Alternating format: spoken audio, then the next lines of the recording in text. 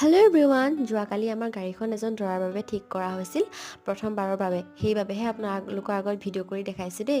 ইমান ধুনীয়াকৈ সজাইছে দেখিছেনে বাৰু? আজিকালি অৱশ্যে চব গাড়ীয়ে সজায় ধুনীয়াকৈ, তথাপিও আমাৰ গাড়ীখন প্ৰথমবাৰৰ বাবে গৈছে যিহেতু দৰা গাড়ী হিচাপে, আৰু ইমান ধুনীয়াকৈ সজাইছে দেখিছেনে? আৰু এই ফুলকেইপাহ যে একদম অৰিজিনেল হয়, ইয়াত এপাহো আৰ্টিফিচিয়েল ফুল নাই।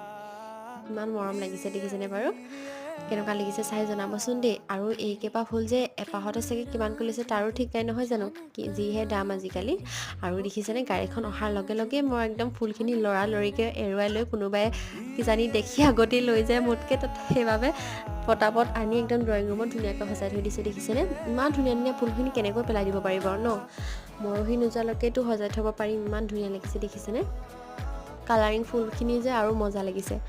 আৰু গোলাপ ফুলখিনি দেখিছেনে? মই ডাইনিঙতে চিচৰা পাতি এটাত পানী অলপ দি পাহি কেইপাহমান এৰুৱাই এনেদৰে সজাই ৰাখিছোঁ।